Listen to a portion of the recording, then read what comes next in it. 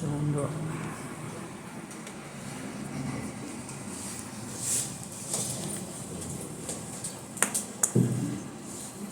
Cuando quieras. Bueno, buenas tardes a todos, a todas, bienvenidos y bienvenidas al Colegio de Abogados de Moreno General Rodríguez. Agradecer la convocatoria, la presencia de todos estos participantes en un tema que nos interpela a todos y a todos los actores del Poder Judicial, de la abogacía. Es un tema que atraviesa las distintas disciplinas, de lo jurídico, pero también de lo sociológico, así que agradecemos la presencia de todos para seguir repensando y trabajando y formándonos en este tema. Quiero agradecer al doctor Eduardo Reider, que no está, pero ya va a llegar, me dijo que llegaba más tarde hoy, presidente de nuestro colegio, a Julia Taboada, vicepresidenta segunda de nuestro colegio, gracias por estar, Julia, nuestras autoridades que siempre nos acompañan y fomentan a hacer estas actividades de formación, a traer estos expositores tan destacados. Siempre nos abren estos espacios para poder pensar y seguir armando. Al doctor Edgardo Bartolomé, muchas gracias, nexo fundamental para que el doctor Buyux hoy nos acompañe acá en nuestro colegio. Bueno, los expositores desde ya, un lujo, ahora los voy a presentar a todos. Gracias al doctor Buyux, que se vino desde La Plata para acompañarnos en esta jornada. Nos acompañan hoy también el doctor Cristian Fabio, que es fiscal en la Fiscalía Especializada en Género de Escobar, y, corregime si me equivoco, secretario general de la Federación Argentina de la Magistratura. Veo muchos magistrados, funcionarios y funcionarias de nuestro departamento judicial, también de otros departamentos judiciales, veo funcionarios de Morón, también se encuentra también presente, no quiero olvidarme de nombrar a nadie, pero está nuestro juez correccional del doctor Pablo Bonini, juez del departamento judicial Moreno General Rodríguez, fiscalas, la doctora María Florencia Toscano, la doctora Betiana Guillerón. Si me olvido alguien me levantan la mano. Karin Pérez Corbalán, asesora también de incapaces, está presente. Abogados, abogadas de la matrícula. Elizabeth Moscoso, la directora, hola Eli, la directora de la Comisión de Noveles Abogados, que también la pensamos un poco con ella, la actividad, para poder formar a nuestros noveles abogados y abogadas en una temática tan importante. Y bueno, desde ya nuestro panel, que ahora los voy a presentar y eso sí voy a leer. Hice un resumen de sus currículum, porque amplios currículums, tuve que hacer un resumen de sus currículums. El doctor Manuel Buyux es juez del Tribunal de Casación Penal de la Provincia de Buenos Aires, es docente de grado de Derecho Penal y Práctica Procesal Penal de la Facultad de Ciencias Jurídicas y Sociales de la Universidad Nacional de La Plata, es docente de posgrado en la materia de Derecho Penal Constitucional en la Universidad Nacional de La Plata y también es especialista en Derecho Penal por la Universidad Nacional de La Plata. El doctor Ignacio Mourinho es abogado por la UBA, es defensor oficial en lo criminal y correccional del Departamento Judicial de Moreno General Rodríguez, a cargo de las defensorías 8 y la 5, que es especializada en homicidios. Es coordinador de jurisprudencia penal de la provincia de Buenos Aires en la editorial Hammurabi. La doctora Ana Clara Pichestein es abogada con orientación en Derecho Penal por la Universidad de Buenos Aires, criminóloga y profesora universitaria. Es máster en Criminal Justice por la Universidad de Rutgers, es profesora adjunta de la UNPAS, es consultora en temas de género para organismos internacionales y dirige el proyecto de investigación Miradas Feministas de la Justicia Penal de la UNPAS, del que participo, es mi directora de proyecto. Bueno, como dije al comienzo, entonces agradezco la participación, agradecemos como colegio en este tema. Esto surge a raíz de todos los actores que trabajamos en la temática, para hacer una breve introducción, y las respuestas que da la justicia penal en materia de género. Casi todos los que estamos acá compartimos un poco que la mayoría de las veces o son insuficientes o no son lo que se espera o no son tan abarcativas, y por eso trabajamos también en un sentido de interdisciplina. Aún así, desde el 2013 tuvimos un punto de quiebre, que fue el fallo Góngora de la Corte Suprema de Justicia de la Nación, que fue el fallo que dijo que la suspensión de juicio a prueba en los casos de género no cumplían con los estándares convencionales de la debida diligencia o de investigar con perspectiva de género, como nos imponen estos tratados internacionales. A partir de ahí se complicó más aún el panorama, creemos, todos los que trabajamos en el tema, se complicó aún más el panorama de dar una respuesta satisfactoria a la víctima y al grupo familiar en su integridad.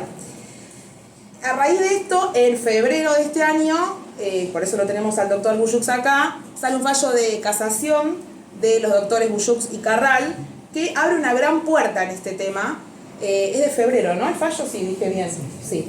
Que abre una gran puerta en este tema y que es esto que, bueno, la casación ya dice, espera, no va a la aplicación automática de Góngora, hay que ver en el caso concreto.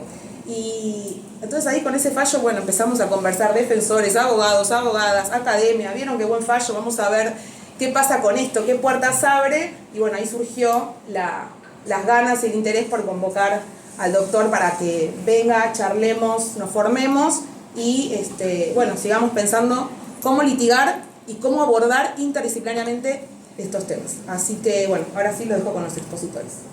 Arranco yo. Sí. Bueno, muchas gracias al Colegio de Abogados por la invitación, a Jessica especialmente, a Edgardo, que fue el que hizo el nexo para poder hacer esta actividad. Bueno, la idea, y también a Eduardo Reider, sí, que es el ahora va a llegar el presidente. a quien me conocí en algún evento, sí. y gracias por permitir este ámbito. Bueno, como decía Jessica recién, el fallo, yo voy a hablar un poco del fallo, ¿sí? Del contexto y en qué contexto estamos proponiendo básicamente que en algunos casos de violencia de género se aplique la suspensión de juicio a prueba, ¿sí? El tema de la suspensión de juicio a prueba en temas de violencia de género se enmarca en un tema mucho más grande e importante, que es la cuestión de la perspectiva de género en el derecho en general, ¿no? Y que a partir de unos años para acá, parte también de un proceso social y político, ha cambiado la forma de entender el derecho en un montón de cuestiones, ha relevado un montón de cuestiones que antes no se relevaba, y eso por ahí es el primer punto, es señalar la importancia del fallo Góngora, más allá que discutamos después si aplica, se aplica automáticamente, si tenemos que tener una mirada en el caso concreto, si admite esta problemática la suspensión de juicio a prueba en algún caso, como postulamos. No por eso podemos dejar de relevar la importancia del fallo Góngora, porque es un hito en la jurisprudencia de nuestro máximo tribunal nacional, en donde justamente se releva este tema, que yo fui muchos años defensor oficial de La Plata, y cuando llegaban las primeras causas por desobediencia era como un tema nuevo, porque no se...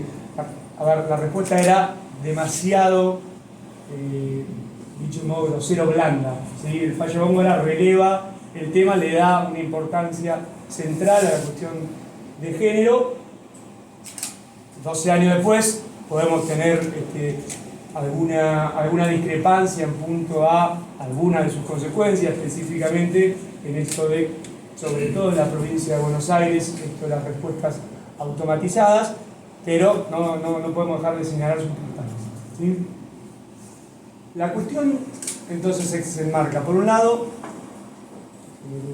Yo te miro el tiempo. Por un lado, en el tema de la perspectiva de género en general, que tiene que ver con el principio de igualdad, con la cuestión de la valoración de la prueba sin caer en estereotipos, con la interseccionalidad y con un montón más de cuestiones que son mucho más grandes que la problemática esta particular.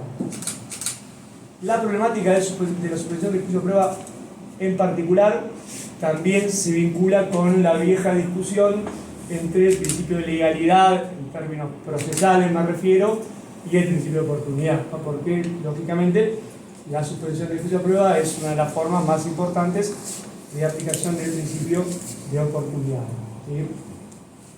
Básicamente, esto quiere decir muy sencillamente explicado, para contextualizarlo en el tiempo que antes de meternos en el fallo, la respuesta más tradicional desde el derecho penal y desde el derecho procesal penal en particular es siempre que hay una posible comisión de un delito hay que investigar, y la consecuencia que tiene el Código Penal a eso es, si se verifica la imputación, corresponde una pena, ¿sí? Desde el principio de oportunidad se dice, no, bueno, tenemos que gestionar los casos en términos político-criminales. Cuando se habla de política criminal en el sentido más amplio, no solo el Código Penal como programa político-criminal, sino también específicamente desde el Poder Judicial, desde el Ministerio Público en particular, tenemos que gestionar, y no todos los casos que eventualmente sobre los que podemos afirmar que existe una tipicidad, necesariamente si verificamos que sean los extremos, tienen que terminar en una condena penal, que es un poco también trabajar sobre la idea de racionalidad del poder punitivo. El hito más importante en relación al principio de oportunidad en nuestro país es justamente la sanción del artículo 76 bis, la suspensión de juicio a prueba en los años 90, no me acuerdo exactamente en qué año. Esto viene acompañado también de una discusión histórica respecto de la distribución de competencias federal y provincial en materia de ejercicio de la acción y en particular del principio de oportunidad, que una de las últimas reformas del 2015, de alguna manera el Código Penal recepta la idea de que la competencia en materia de principio de oportunidad es competencia provincial, ¿sí? En el artículo 59, si no me equivoco, que habla tanto de principio de oportunidad en general, específicamente de la suspensión de juicio a prueba, de la conciliación, de la reparación integral. Entonces, un poco esto es también porque la aplicación tan dura en la provincia del fallo Góngora es tan automática, nos retrotrae un poco a la idea del principio de legalidad. No siempre la respuesta tiene que ser la sanción, ¿no? Bueno, bien. En nuestra provincia, porque esto no es así en todo el país, hubo una interpretación muy dura del fallo Góngora en relación a la suspensión del juicio a prueba. Yo ahora veo un poquito del panorama provincial, pero fui 17 años defensor oficial en La Plata, y a partir del fallo Góngora en adelante era directamente una carátula de otro color y una respuesta automática, se sacaba de toda posibilidad de una salida alternativa, ¿sí? Desde ya adelanto que la idea del fallo no es postular la prohibición entre los casos, sino justamente la idea es seleccionar aquellos casos que por sus características particulares, vinculadas con la naturaleza de los hechos y sobre todo con la situación de la víctima y la voluntad de la víctima, para ver si en algunos casos es una respuesta más razonable desde el Estado, una suspensión del juicio a prueba específica, con el control que responde, si es una respuesta más racional que una pena, ¿sí? Bien, el fallo en cuestión, sintetizando mucho, porque vamos a saltear toda la parte de la admisibilidad, que sería interesante para otra charla, pero no para esta. En el caso era un recurso de la Fiscalía que, ante un juzgado correccional que había denegado la suspensión del juicio a prueba,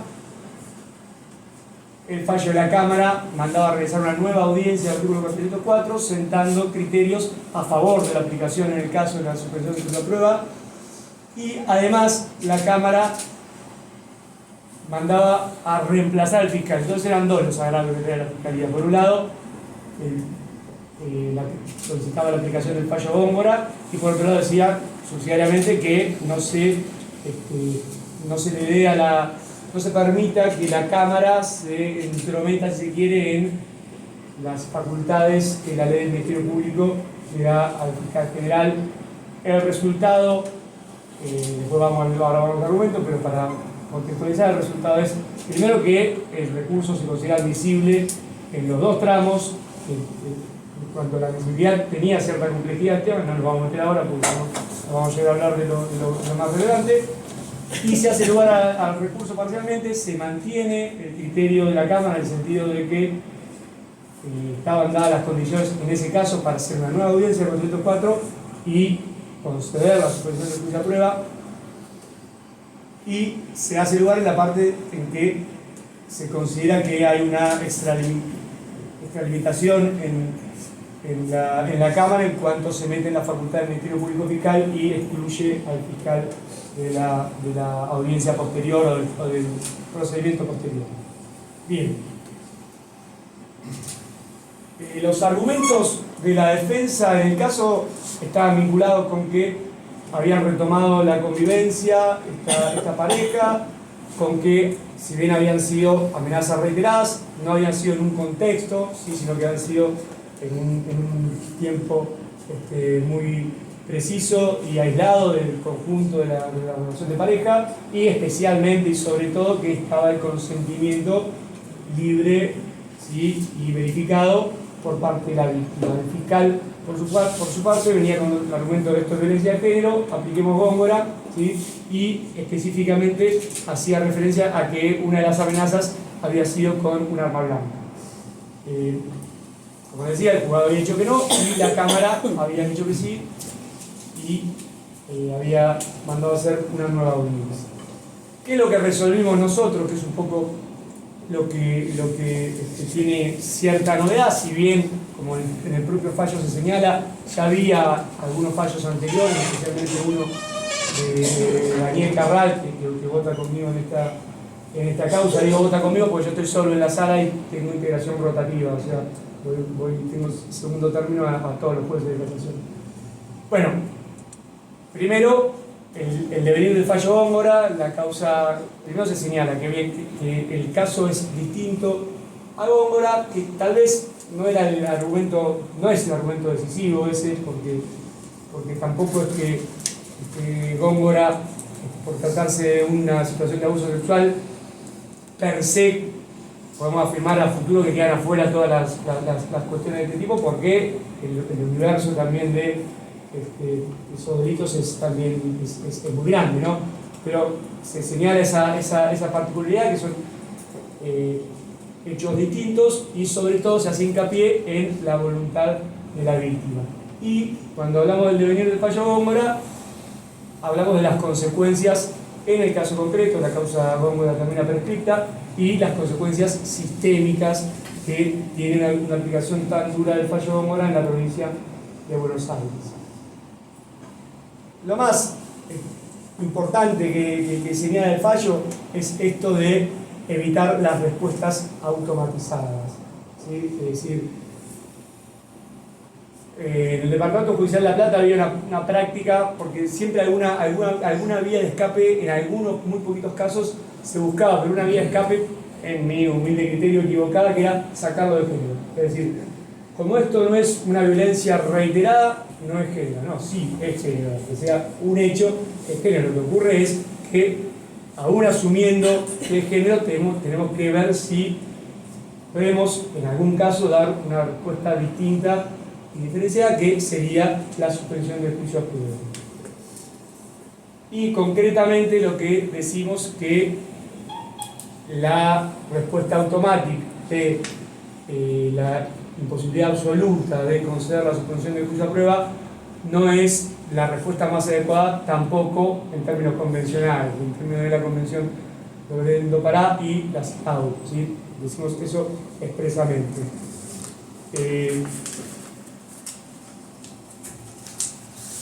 Se trabaja también en el fallo bastante la idea de, esto venía también del precedente de Daniel, de no desdibujar a la víctima. Esto es algo que también, la verdad que es difícil, ¿no?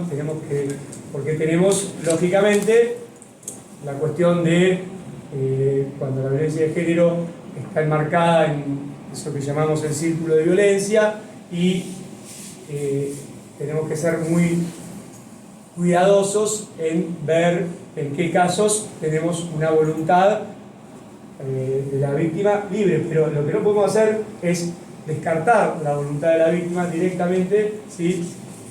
Per se en todos los casos, ¿sí? Entonces, si la nueva ley de víctimas, 15232, ¿no? ¿Sí? Nos obliga a los operadores del sistema a escuchar, ¿sí?, a la víctima previo a resolver la suspensión del juicio a prueba, tenemos que relevar de alguna manera su voluntad. Y relevar su voluntad es, si esta voluntad es libre y si el caso lo permite y si la voluntad de la víctima es que el caso concreto se resuelva con una suspensión de prueba. Por supuesto, si están dadas el resto de los requisitos legales en punto a la posibilidad de conceder la suspensión de prueba, tiene que ver con características y el monto de la pena, la posibilidad de que la pena sea condicional. Bueno, tenemos un plenario en casación sobre eso, y la cuestión ahí difícil es el consentimiento del fiscal. Nosotros en el plenario de casación exigimos el consentimiento del fiscal, pero también decimos, ¿sí?, que en casos concretos la negativa del fiscal puede ser evidentemente infundada, ¿sí? En esos casos entonces, como sería en el caso concreto, se admitiría la suspensión de justicia. Es importante señalar que, porque esto ha sido también objeto de alguna crítica, yo siempre, lógicamente toda crítica es analizable y es bienvenida, la posibilidad de que nosotros directamente concediéramos una suspensión de justicia, pero a nosotros nos pareció con Daniel que estaba bien el criterio de la Cámara de volver a hacer una audiencia de 404. ¿Por qué? Porque esto actualiza la situación, ¿sí? ¿Se entiende? Más que nosotros estemos en el momento en que resolvemos pensando en que con la información que tenemos corresponde conceder la suspensión de la prueba, es aconsejable, pensamos nosotros humildemente, que se realice una nueva audiencia, que se actualice a ese momento la situación y que se resuelva conforme la situación en el momento en que finalmente va a empezar a ser operativa la suspensión de la prueba. Es importante señalar que el fallo no fue recurrido por la Fiscalía de Casación, ¿sí? El fallo está firme, ¿sí? Sí presentó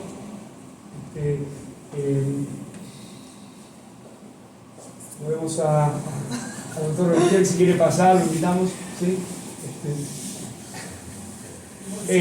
Sí presentaron una aclaratoria a la Fiscalía de Casación, que en realidad estaba un poquito de más porque estaba claro que nosotros disponíamos que se haga una nueva audiencia, pero le hicimos lugar a la aclaratoria y le pusimos en la parte resolutiva, que estaba claramente en los considerandos, que lo que estábamos disponiendo era que se haga una nueva audiencia. Le pusimos que estábamos resolviendo eso y no recurrieron el fallo. Con lo cual el fallo está firme. No tengo información actualizada que podría buscar de el devenir posterior. Otro de los argumentos que damos en el fallo es lo que yo mencionaba antes, esto de la legalidad versus la oportunidad. Con alguna cita jurisprudencial tomamos esto de que el fallo Góngora nos remite a una idea de una legalidad muy dura y que tenemos que dar cuenta de alguna posibilidad de, en los casos que el caso lo permita, gestionar el conflicto desde el principio de oportunidad, desde la suspensión del juicio público. Y el resto de los argumentos tienen que ver primero con, en el caso que es lo decisivo, porque ya hemos después resuelto ya algunos recursos de la defensa donde hemos rechazado la posibilidad de, en otros casos, extender el mismo criterio de fallo B corta, porque ahora hay que inicializar todo, así que le ponemos B corta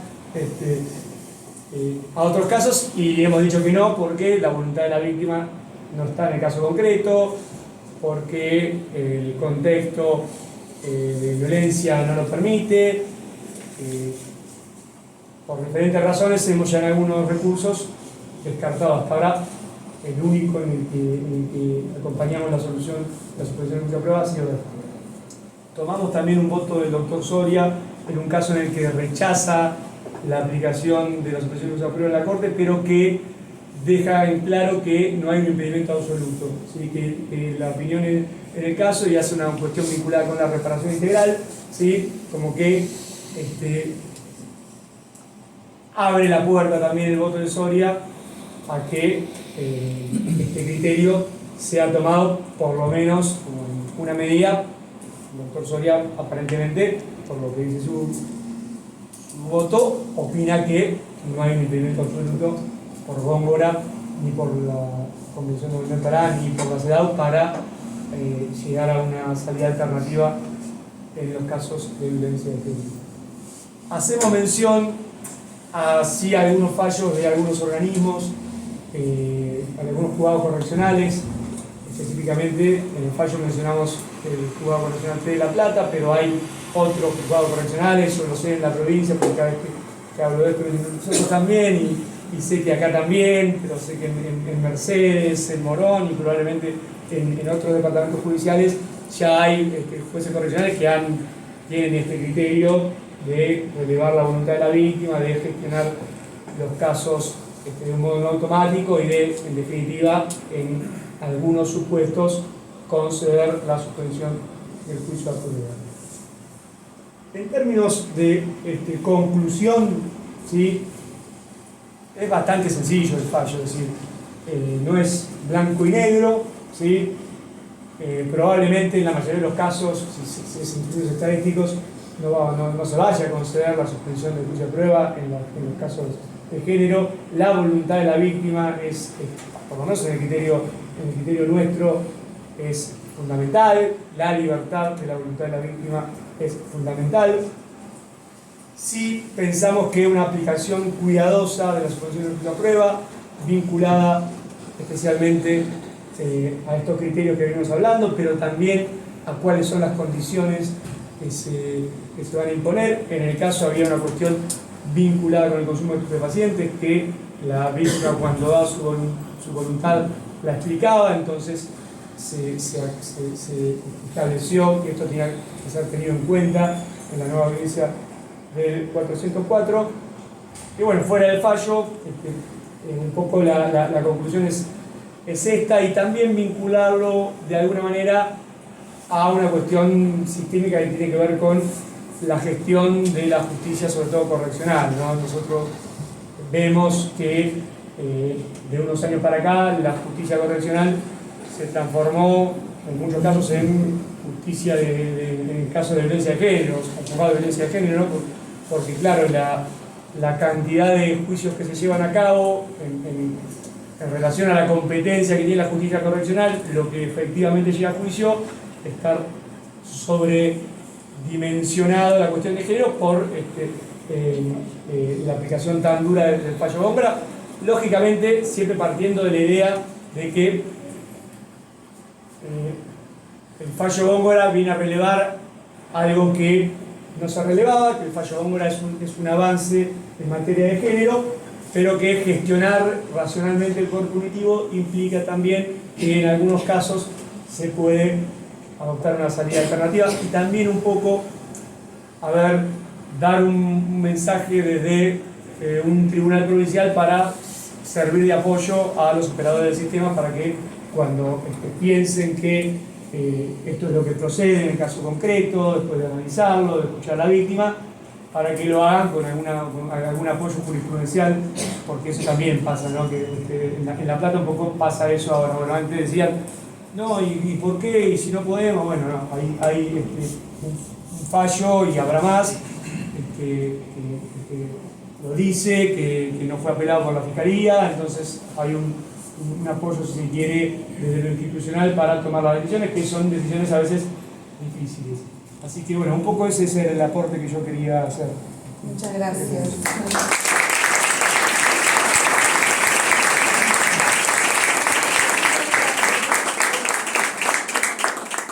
Me parece que esto que decías de que el fallo es sencillo, pero justamente lo que decías al final, como es sencillo, pero abre puertas y permite a que los operadores del sistema podamos jurisprudencialmente tener un apoyo para abrir las puertas, porque antes la jurisprudencia base era Góngora, y Góngora, esto como decías vos, entonces como abrir esta puerta. Y otra parte que me parece muy interesante es esto de tomar la ley de víctimas y tomar las modificaciones en víctimas, pero no del lado punitivista, porque muchas veces se vendió esta reforma también de la ley de víctimas solo del lado punitivista, porque las víctimas solo quieren más pena, las víctimas solo quieren cárcel efectiva. Bueno, este fallo hace una interpretación justamente no. La ley de víctimas lo que dice es que hay que escuchar a la víctima y que hay que velar por sus intereses, no hacer una aplicación automática del punitivismo o de más pena porque hay una ley de víctimas, porque bueno, hay interpretaciones desde ese lado, ¿no? Más punitivista, y este fallo lo que hace es darle también una aplicación, una interpretación más integral a la ley de víctimas que nos parece muy, muy interesante y muy buena.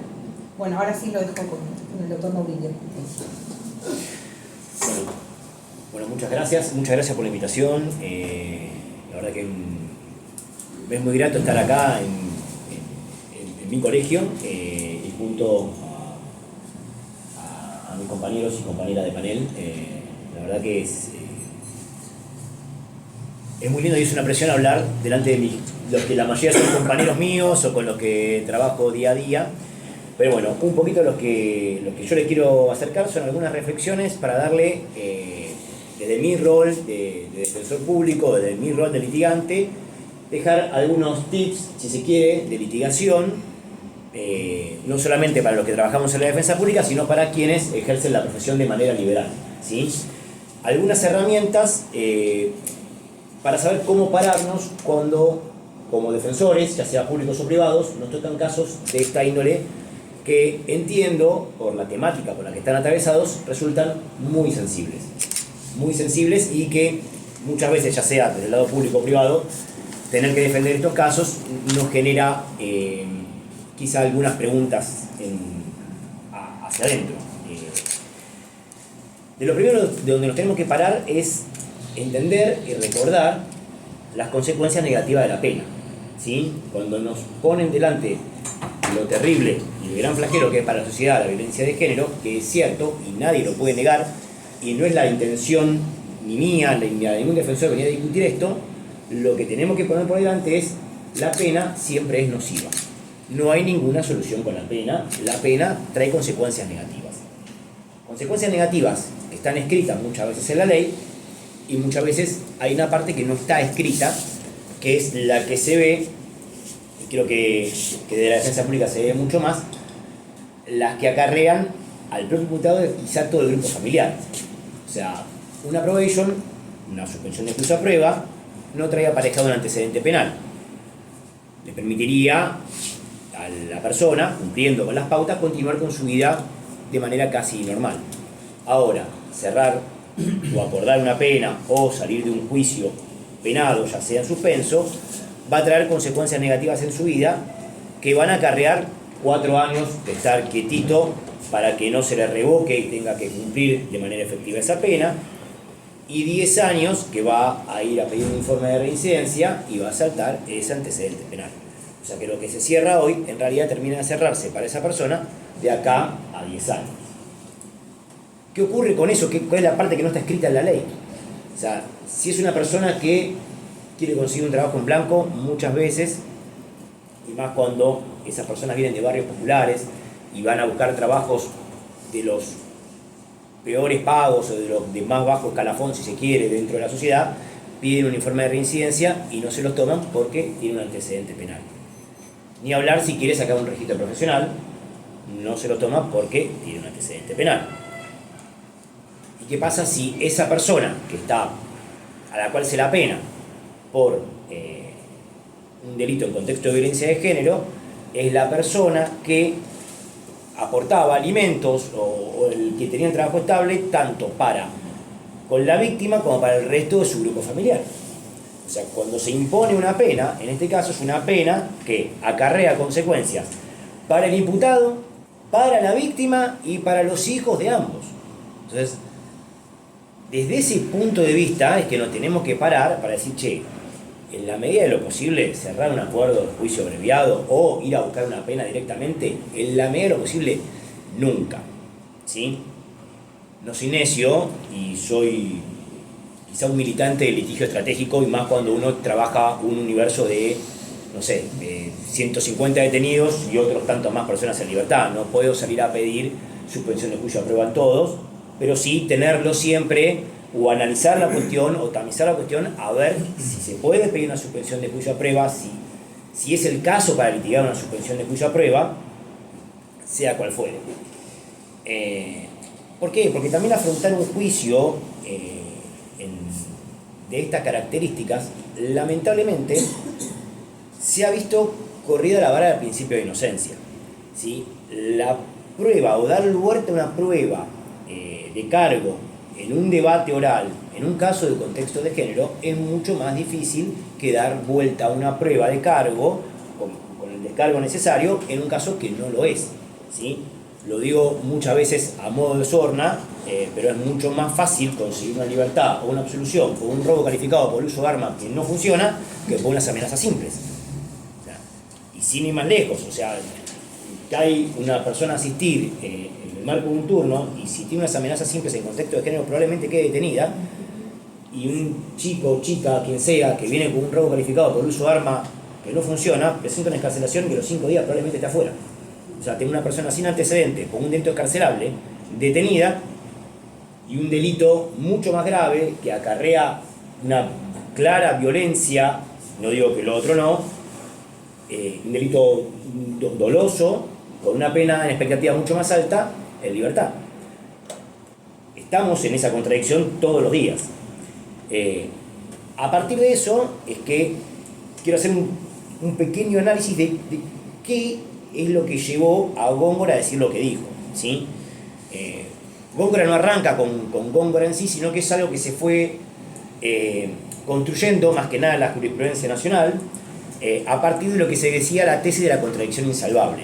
¿Contradicción insalvable con qué? Con Belén do Pará, donde se tomó de manera literal el verbo sancionar. Se tomó sancionar igual pena de prisión. O sea, como se equiparó eso de manera literal, entonces empezó un derrotero de fallos que terminaron derivando en Góngora, que no fue el primero. Antes de ese, no me quiero olvidar de ninguno, estuvo Calle Alagia, que era la sala segunda de la Casación Penal Nacional.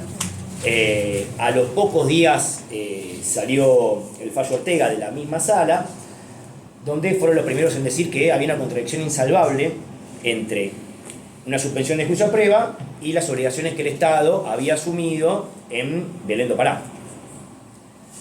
Lo primero que tenemos que salir a discutir es justamente que no existe esa contradicción insalvable, que existe un juego armónico entre un montón de normas de la misma jerarquía que no se encuentra asimilado el sancionar con imponer una pena. Muchas veces puede haber una sanción no penal, una sanción que no sea la pena, y mismo la suspensión de juicio a prueba, al tener características y al estar incluida dentro del digesto penal, tiene un carácter sancionatorio y trae aparejadas determinadas medidas que la persona que accede a este instituto tiene que cumplir, que hasta veces, por no decir siempre, tocan más la cuestión de género que una pena de ejecución condicional. Una pena de ejecución condicional se firma, anda a firmar el patronato, el tratamiento psicológico, como es una condena, lo van a controlar hasta ahí, los juegos de ejecución tapados hasta acá, no va a hacer nada.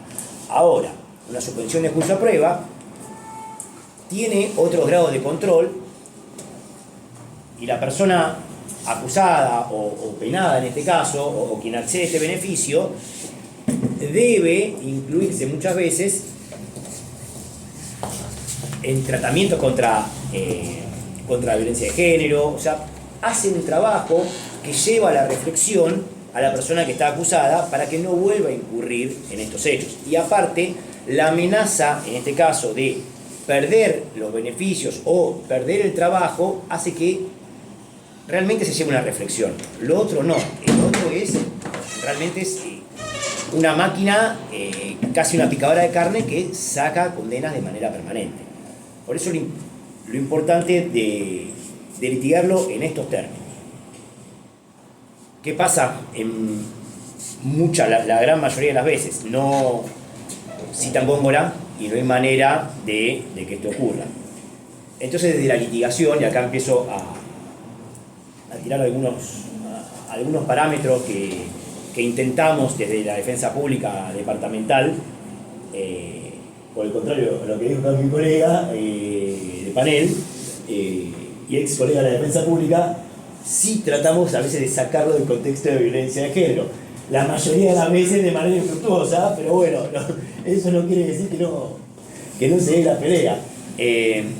Obviamente, vuelvo a lo mismo, litigio estratégico. En cualquier caso, voy a decir que no es violencia de género, no porque eso sería absurdo. Hay casos que están claramente marcados en violencia de género. Ahora, la pregunta que tenemos que hacer no es una desobediencia. ¿Está marcado una cuestión de violencia de género? Si bien la Corte Provincial dijo que sí, que tiene que ver justamente porque los impedimentos de contacto, las medidas cautelares de restricción o prohibición de acercamiento se sacan o se expiden en el marco de una cuestión de violencia de género, no siempre tiene que ver el hecho en sí con eso. El bien jurídico tutelado no tiene que ver con la protección a la víctima, sino es la desobediencia y el damnificado es la administración pública. Y otro punto, no toda desobediencia es violenta, porque si yo no me puedo acercar a ella, una cosa es que yo me acerque de manera no violenta y otra cosa es que me acerque de manera violenta. Entonces, si no hay violencia, ¿en qué parte estoy no cumpliendo con las obligaciones del Estado? Entonces, lo primero que hay que verificar es que haya violencia. No cualquier desobediencia es violenta. Y si no es violenta, no hay óbice para una suspensión de juicio a prueba, ¿sí? Otra cuestión es, no toda mujer víctima es víctima de una cuestión de violencia de género. Eso, obviamente, si estamos hablando de una pareja, hasta lo mismo ya lo dice Belén Cará, si se convivieron o conviven, no. Pero no es una cuestión objetiva del tipo, sino que es algo que hay que comprobar. Es una cuestión que está en la fase subjetiva, el tema de que sea una cuestión de violencia. O sea, hay que probar que el hecho, la fiscalía, que quien tiene la carga de la prueba, tiene que probar que es un hecho claramente marcado de violencia de género. Y ahí lo ato con otra cuestión de litigación de la que cada vez estoy más amigo, que es la defensa positiva. ¿Sí? ¿A qué me refiero con defensa positiva? Es el quedarse callado, el no decir nada o jugar a contestar los argumentos de la fiscalía. No solamente no es suficiente, sino que le deja muchas veces el trabajo fácil a la fiscalía. Porque por más de que yo haga una defensa positiva, la fiscalía se va a tener que encargar de dos cosas: de probar su hipótesis y de desterrar la mía. No le basta con desterrar la mía para decir tengo razón yo. Entonces ahí le duplicás el le trabajo. duplicás el trabajo. Le duplicás el trabajo y esto ya lo dije. Parece que Betty, nos conocemos. No lo hago siempre, ¿sabes? No lo hago siempre. Pero en este sentido la casación ya se expidió en el año 2019 y en el año 20 en dos fallos que son Jiménez Sábalo, Roberto y Centurión, que es del año 2019, y Morales Néstor Martín, que es del año 2022. Son con voto del doctor Carral, puntualmente, donde lo que se dice es que por más que yo impongo una hipótesis, a la fiscalía no le basta con decir no, esto no es legítima defensa. No, tenés que decir por qué no es legítima defensa y tenés que probar tu hipótesis. O sea, y en ese punto muchas veces se marean en desterrar la hipótesis de la defensa y se olvidan que tienen que probar, más allá de toda duda razonable, su hipótesis. Bueno, en un caso de esto pasa exactamente lo mismo, porque no deja de ser una litigación penal. Che, antes de decirme que no a una probation, explícame por qué esto es género. Pero fundalo, ¿sí?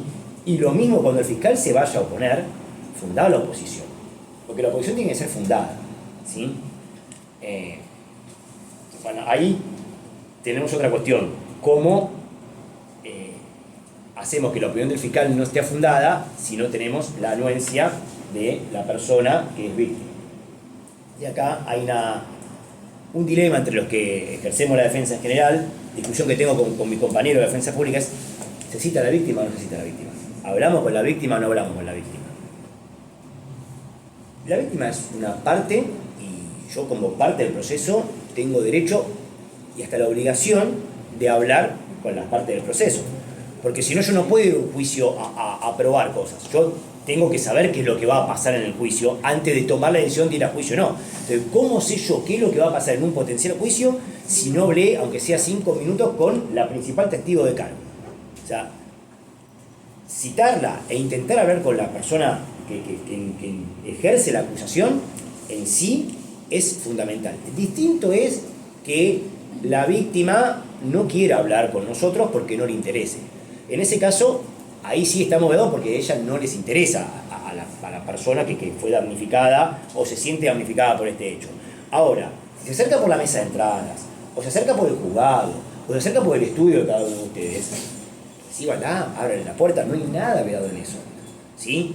Hagan los informes actuariales que necesiten en caso de lo público, no sé, busquen un escribano, sí que siguen existiendo después de hoy, busquen un escribano para que certifique lo que tenga para decir, pero sí, conversen con las víctimas, porque eso también le va a dar un panorama más real de dónde estamos parados frente a un caso. Puede ser que, como muchas veces pasa, que la misma persona que denunció, en vez de ir a ver al fiscal, nos venga a ver a nosotros, que mi compañero de la fiscalía muchas veces nos envían a las víctimas porque quieren hablar con nosotros, y ahí nos damos cuenta que esta persona nunca quiso que esté detenido y hasta accede a una suspensión de juicio a prueba, ¿sí? Cada vez que se lo cita a la fiscalía, porque entiendo que ese es su rol, le van a preguntar si accede a un juicio abreviado. ¿Por qué no se le pregunta si accede a una suspensión de juicio a prueba? Si es un instituto que está en proceso penal exactamente igual, y un instituto donde ahora el 404 directamente así lo impone, que tiene que ser oída la víctima. Entonces, si tiene un juicio abreviado, ¿por qué no quiere una suspensión de juicio a prueba? ¿Por qué no se le explica las consecuencias de uno y las consecuencias del otro? Con este quedás rotulado y marcado y estigmatizado. ¡Pum! La marca de la pena, de la condena. De acá a 10 años vas a sacar residencia y vas a salir condenado. Con el otro no. Vas a cumplir con determinadas normas y ahí la persona que se siente damnificada puede expresar, decir, ¿sabes qué? Este muchacho tiene problema con el alcohol, este muchacho tiene problema con la droga, este pibe, el padre lo fajó de chico y es así. Entonces se accede y se aborda el tema de manera integral, que son las verdaderas obligaciones que tiene el Estado argentino.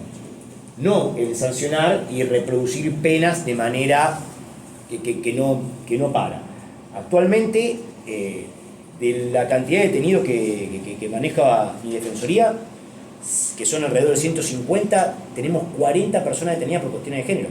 O sea, es un montón, es casi un 30%, si no más, de las personas detenidas, por hechos que tranquilamente podrían estar investigándose por otro instituto. ¿Sí? No digo que todos, vuelvo a lo mismo, insisto con la palabra litigio estratégico. Si hubo violencia física, realmente es muy difícil. Si es un contexto, y cuando digo contexto lo digo es en una relación totalmente tóxica donde se ejerce violencia verbal o económica, claramente no. Ahora, en hechos aislados como lo que comentaba acá el doctor, o hechos donde se ve que la problemática viene por cuestiones ajenas a la relación de pareja, por cuestiones que no puede manejar, que tienen más que ver con la sociología o la psicología, ¿por qué no? Porque eso es abordar la cuestión de fondo. O sea, estamos solucionando un problema de violencia con un instituto violento. Porque una persona, entonces que si tengo violencia por violencia, violencia al cuadrado, y esto no termina más. Entonces la manera más pacifista y la manera que tiene que ver más con el abolicionismo de cerrar estos casos es esta. Y cuando digo abolicionismo no me refiero a abramos la puerta de la cárcel a los homicidas. Abolicionismo es sacar problemas del litigio penal y llevarlos a otras áreas del litigio. Es gestionar los conflictos de otra forma. Muy binderiano lo que estoy diciendo, pero es lo que nos propone. Y también está la cita puntual en el fallo de devolverle el conflicto a las víctimas, a los protagonistas. Los protagonistas de todo esto no soy yo como defensor cuando estoy, ni los fiscales, ni siquiera los jueces, sino que son las personas que tuvieron el conflicto. Entonces, si una persona quiere solucionar el tema con una suspensión de juicio a prueba, la agredida, en este caso, quiere solucionar del mismo modo, ¿por qué se mete el Estado a decir, no, ¿sabes qué? Yo te la quiero dar y quiero sancionarte y quiero más pena? No tiene sentido y no debería ser así, ¿sí? Como modo no de conclusión, pero lo más importante que entiendo acá es ir a buscar el consentimiento de la persona ofendida y explicarle y tratar de entender qué es lo que necesita. Si nosotros como contraparte, como los que estamos defendiendo a su agresor, nos mostramos y nos sentamos y mostramos comprensión a la situación de conflicto, seguramente vamos a llegar a un buen puerto. Como bien decía Jessica acá, la ley de víctimas se mostró como, ahora listo, ahora opina la víctima y esto va a ser terrible. Y no pasa eso. Y lo más gracioso, que me lo toma gracia para no agarrarme la cabeza constantemente, que la única opinión que se tiene en cuenta de la víctima es la que pide pena. No tenemos en cuenta la opinión de la víctima. Tenemos la opinión de la víctima que quiere escuchar los que están a favor del poder punitivo y restricto. Entonces, si vamos a escuchar a la víctima y si el legislador sancionó una ley para que escuchemos a la víctima, escuchémosla con lo que quiere, ¿sí? Si bien no es vinculante, pero si el derecho a ser oído o oída en este caso va a ser tenido en cuenta, cuando dice, che, yo no quiero una sanción penal, también escuchémoslo. También escuchémoslo, porque, repito y vuelvo a lo mismo que dije al principio, no existe una contradicción insalvable entre las obligaciones del Estado y la suspensión de juicio a prueba. Al contrario, en el marco, en la conjunción de normas internacionales que existen, diría que es casi no obligatorio, pero sí necesario que litiguemos estos casos a través de la suspensión de juicio a prueba. Estoy buscando, no me acuerdo el nombre del fallo que es anterior a Góngora y a Belén do Pará, donde la Corte Interamericana ya había dicho que la litigación tiene que ser siempre con una cuestión pro homine y siempre intentando mitigar para la persona acusada las sanciones penales. Y quiero cerrar con esto que me parece clave. Se está perdiendo el foco del proceso penal. ¿Y quién es el protagonista del proceso penal? ¿Sí? Está bien que la víctima tenga un rol más destacado en el proceso penal, pero el protagonista del proceso penal y el eje del proceso penal es la persona acusada, no es la víctima, ¿sí? Y el más débil del proceso penal es la persona acusada. Y para esto hay que volver, pero a las bases del derecho de cuando cursamos introducción al derecho. La diferencia entre un hecho jurídico y un acto jurídico. En el hecho jurídico que dio lugar a esto, sí, el más débil fue la víctima, claramente. Ahora, en el proceso penal, ¿quién es el más débil? ¿La víctima o el imputado? El que se lleva las acciones es el imputado. El proceso penal gira alrededor del imputado, no gira alrededor de la víctima. Entonces, eso es lo que hay que escuchar. Hay que tener en cuenta cuál es la situación de la persona imputada, hasta dónde van a llegar las consecuencias de la pena, y en base a eso tomar la decisión, ¿sí?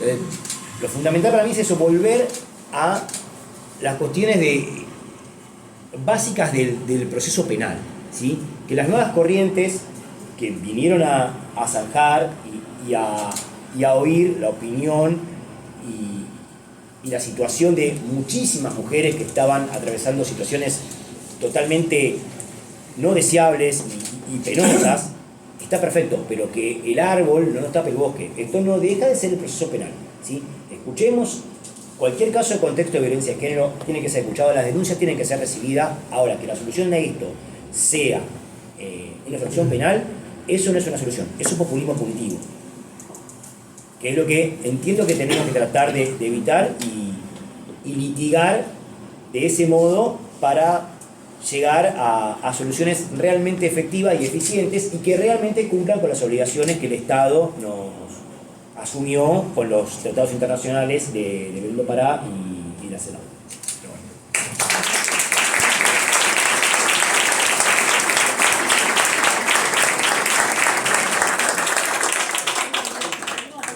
Bueno, gracias. Seguimos con Ana Clara y como termine ella, que es la que cierra, vamos a abrir a comentarios, preguntas, para construir también, ¿no? Entre todos un poco el debate. Sí, gracias. Espero eso, ser la que abre, la que cierra, pero bueno, soy la última. Gracias a todos y a todas por estar. Gracias Jessica, al colegio. Encantada de venir. Ahora estoy viniendo más seguido a estos pagos, así que un gusto estar acá. Bueno, yo desde uno de los roles que tengo, de los trabajos, como comentaba Jessica, de investigar, y sobre todo en la perspectiva de la criminología feminista, que es a lo que me dediqué sobre todo en la última década, lo que un poco quizás les quería contar o que tratar de ponerle a veces conceptos, algunas cuestiones ayuda como a, ¿no? A veces la justicia o el trabajo de litigio, el trabajo de abogados y abogadas en los casos es el caso a caso, justamente, y ese es el valor que tiene, ¿no? La tarea, pero bueno, a veces abstraer un poco y en estos espacios que tal vez son como un poco más de formación o de debate, está bueno quizás abstraer y pensar en algunas cuestiones más, no sé si teóricas, pero sí que nos puedan ayudar a pensar en situaciones más generales. Uno, retomo un poco lo que decía Jessica, lo que decía Ignacio. Con la cuestión de las víctimas o de la victimización y los procesos de victimización, pasan varias cosas que tienen que ver con lo que históricamente también en el plano de las criminologías se problematizó con respecto a la mujer delincuente, ¿no? Nos hayan por ahí mirado algunas cuestiones de Lombroso en aquel libro que escribe con su hija, Gina Lombroso. Bueno, hay alguna serie de estereotipos que podríamos decir que se aplican a esas mujeres delincuentes que por unos procesos bastante largos que no vamos a trabajar acá, terminan luego aplicándose a las mujeres víctimas. Entonces, por un lado, la cuestión esta de la buena víctima punitivista, ¿no? De decir, bueno, solo protejo como sistema penal a quienes quieren castigo.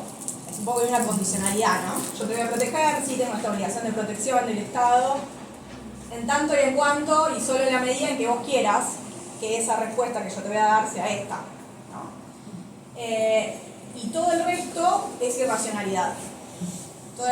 Todo lo que vos querés que es otra cosa, y no, me parece que ahí hay algo raro, no sé si esto no es el consentimiento, si estás en todo el uso completo de tus facultades, si alguien te está presionando, ¿sí?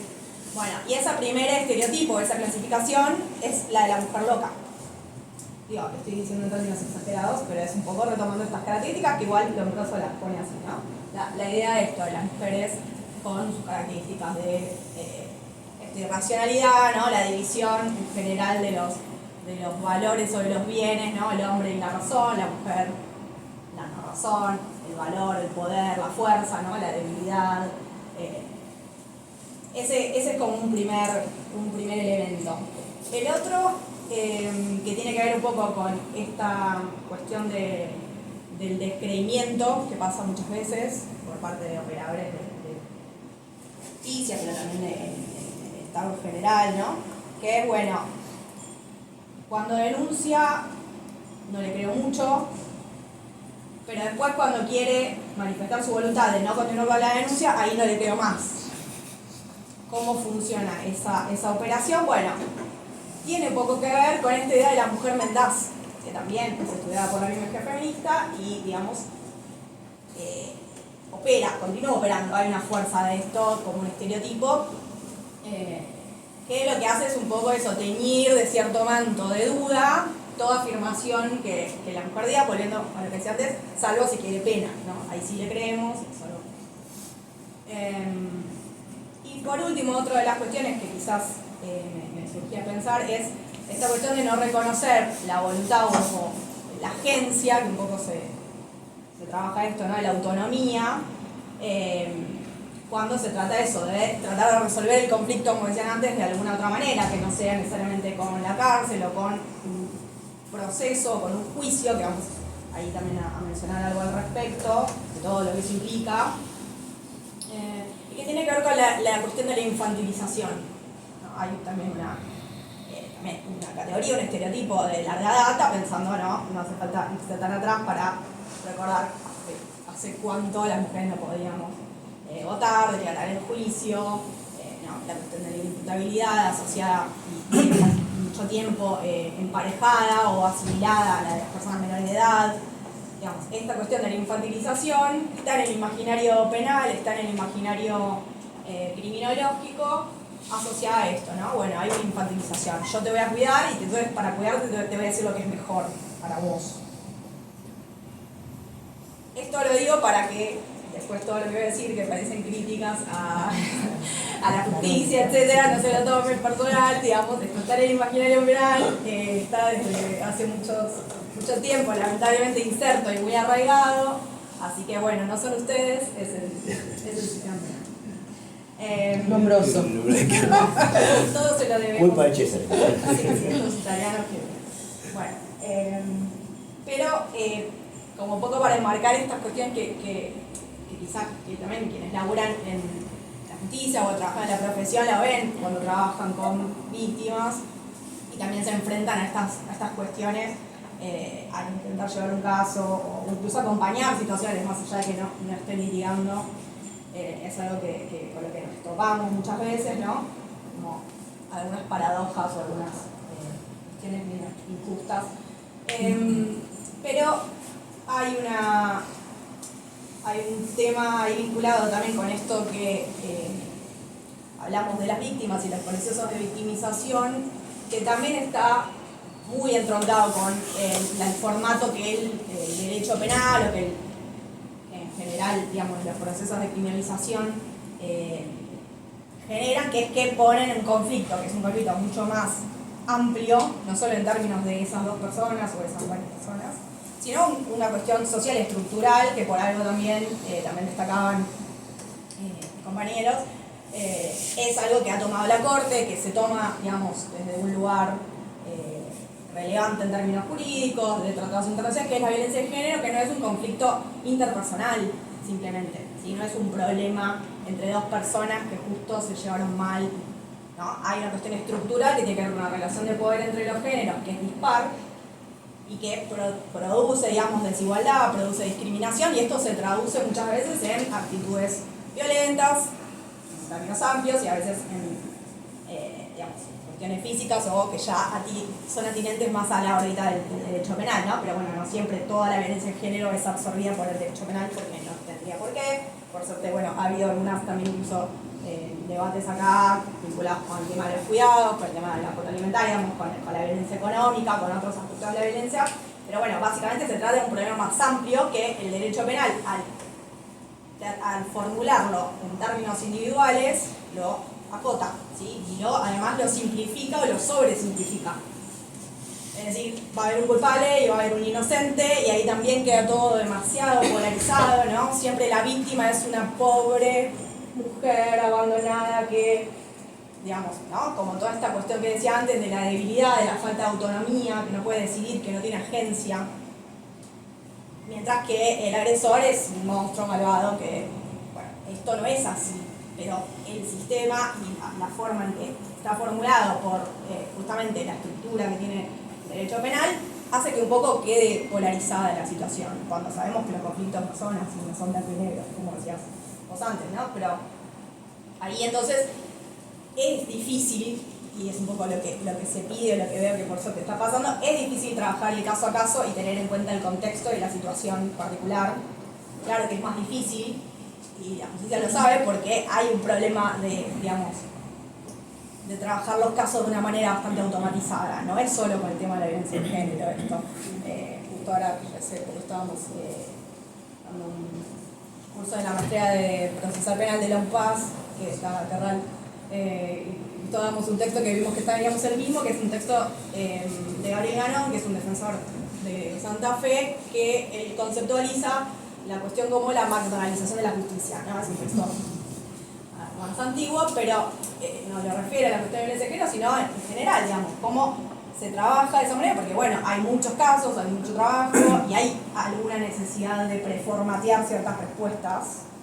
Bueno, lo que nos trae la violencia de género, que esto también se trabaja desde las que hemos por ahí escrito con una perspectiva más de reforma judicial feminista, incluso con Marisa, que creo que estuvo, Herrera, pensamos que es el desafío que le trae la violencia de género, las cuestiones de género a la justicia, que no es solo, bueno, hacer una fiscalía de género, por más necesario que sea, o repensar algunas cuestiones puntuales, sino en general, cómo es esa respuesta, cómo se trabaja con los conflictos, que es una forma bastante diferente, ¿no? Para empezar, en el porcentaje más alto, que tiene que ver con cuestiones de pareja o intrafamiliares, bueno, hay un vínculo preexistente entre esas personas, ¿sí? No es un hecho en el que alguien le roba una moto a otro y son personas que no se conocen, más allá que, bueno, hay mucho en los barrios de personas que sí se conocen, pero digamos, en principio son personas que tendrían una relación afectiva, para empezar. Entonces, entrar en eso, bueno, presenta ciertas complejidades, ¿no? No es que acá cuando pedimos, bueno, miremos bien el conflicto, miremos el contexto, miremos las particularidades, estamos siendo ajenas a eso, ¿no? Sabemos que es complejo y que es complicado, sobre todo eso, para un sistema judicial que no está acostumbrado a trabajar tal vez las cuestiones de esta manera. Y otro tema que también me parece importante pensar es que, en esto que también creo que lo decía Ignacio, el mandato de prevenir, erradicar y sancionar de la Convención Belén Pará, ¿no? Que es el mandato que se asigna del Estado. No solo que el sancionar se toma como si fuera ¿no? la obligación de condenar, igual ir a juicio no es descondenar, ¿no? Pero, porque también creo que lo estábamos diciendo como medio equiparado, pero también muchos de los agentes de la justicia toman la cuestión de la prevención, ¿no? Y para no generar incomodidad, traje los relatos del Poder Judicial de Río Negro. Justo la semana pasada fui jurado de una tesis de una socióloga que hace un estudio muy interesante en el Poder Judicial de Río Negro, en la ciudad de Bariloche, en la que ella, medio como observadora participante, observadora participante, pero siendo socióloga, analiza justamente esta cuestión de cómo la suspensión de justicia previa, las alternativas al juicio, se obturan por el fallo de obra, pero también analiza los estereotipos. Todo esto, un poco de lo que estaba hablando recién, lo refleja en su tesis, y es interesante porque hay extractos de conversaciones entre defensores, fiscales, bueno, es interesante. Que no nos graben nosotros. Extractos, Salimos los días. Pero bueno, pone un poco de relieve lo que quizás se sabe o que quizás ¿no? anda uno circulando sin necesariamente. Pero bueno, había una frase, la pongo esto, la traigo porque se puede escuchar de otro lado que no tiene nada que ver con este. No, pero funciona parecido. Sí. No se nos parece. No somos parecidos, Betty. Nadie lo conoce. Pero el relato que toma de un fiscal que está argumentando con un defensor en el despacho, la defensa le pidió una salida alternativa. Dice, hay veces que las mujeres no quieren continuar, nos cuesta que se presenten en la fiscalía o nos dicen que no quieren seguir, pero yo tengo que ver qué riesgo hay. Después el tipo la mata y es mi responsabilidad. Decía esto de que toman la prevención como una función de la justicia, cuando en realidad la justicia penal opera cuando hay un hecho cometido, y en esto también, pensaba en lo que decía recién Ignacio, de bueno, de que es, ¿no? En torno a qué gira el proceso. Ya veo que los fiscales preguntan por ventana.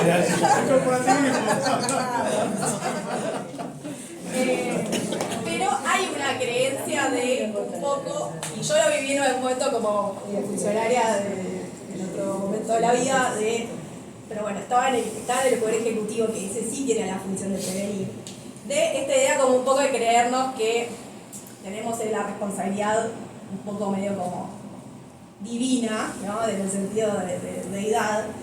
Y ahí lo que se escapa es que las variables son muchísimas, que además esa no es la obligación del Poder Judicial, la de prevenir. Entonces, digamos, estamos impidiendo tal vez una solución que puede beneficiar a ambas partes o que puede tener otras características, algunas que ya las estuvo mencionando Ignacio, por una cuestión personal. O sea, acá lo que hay es, yo me voy a sentir culpable si a esta mujer la matan. No sé si me preocupa tanto que la maten, sino que yo me voy a sentir responsable. Es terrible, la vida es portugal. O sea, no digo que no nos pase nunca, que no nos haya pasado nunca esto, lo digo como una cuestión humana, pero cómo se termina centrando por distintas variables, por cómo los roles también son roles que son de mucha responsabilidad, ¿no? Que hay que decidir muchas cosas, que hay un peso claramente, pero que a veces se nos va un poco, se nos corre el eje de qué es lo que está delante nuestro, ¿no? Que es un conflicto, como decíamos también, que no es nuestro, el conflicto es entre otras personas. Por otro, tengo muchas cosas para decir, como ven. Pero otras cosas que también pueden pasar, que en alguna con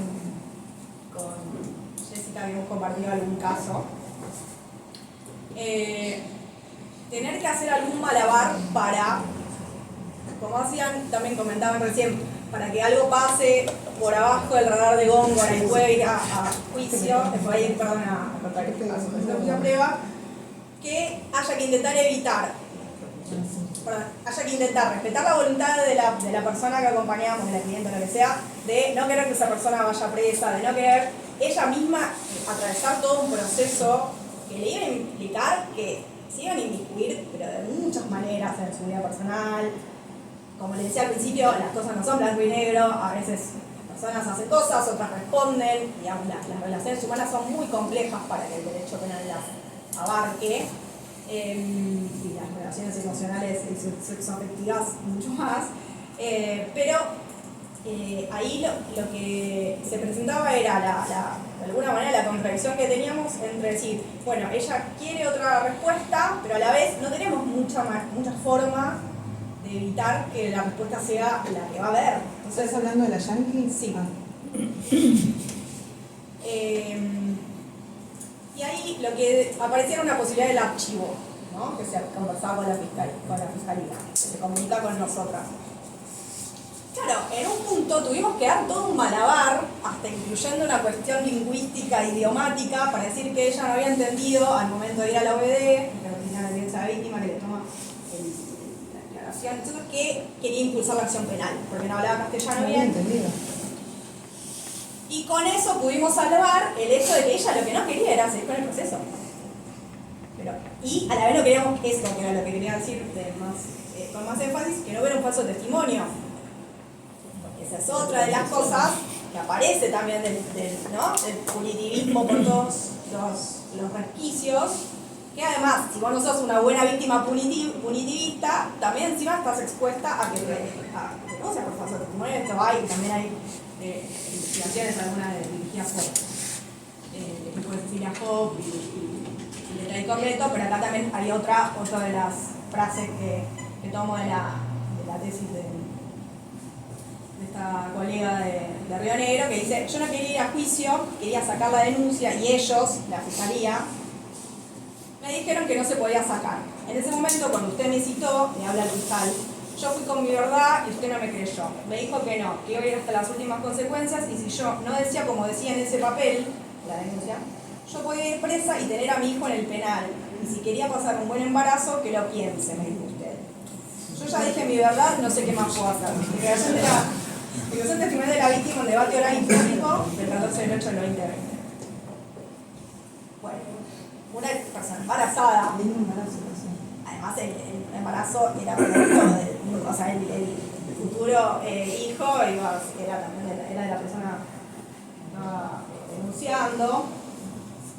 Bueno, esto tiene que ver con también lo que mencioné antes, como no solo con pensar al consentimiento, ¿no? Como viciado. Hay ahí también otra de las, cuando vos hablabas me acordaba de otro que leí que no lo traje, pero que decía algo así como que el fiscal evaluaba que el consentimiento era más libre cuando había estado bajo la medida de protección, la víctima, que durante ese momento había dicho lo que ella realmente quería, y que luego que la levantaron la medida de protección, ella se había retractado por eso. Yo entiendo, digamos, está tomando como un criterio objetivo, o lo intenta para pensar, bueno, ¿cuándo es libre este consentimiento? Ahora, ¿por qué vamos siempre a desconfiar de lo que dice una persona que está involucrada en este conflicto y que tiene sus facultades mentales en principio bien? Y acá hay, digamos, no solo la confiscación del conflicto, sino que también hay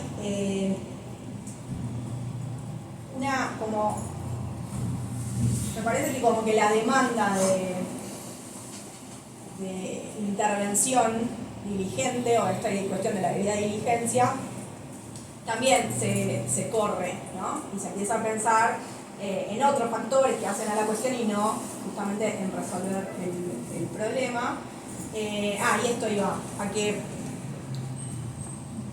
el proceso, no solo desde la perspectiva que tenía recién Ignacio, pero no solo la perspectiva del agresor, sino también de las víctimas. El proceso es de por sí ya violento, y esto no lo digo yo, ¿no? Sí hay muchos textos que hablan de la revictimización y de la victimización secundaria que implica, o la violencia institucional que implica atravesar todas esas instancias, los distintos operadores, mejores, peores, con buena voluntad, con menos buena voluntad que aparecen, pero como se considera también para el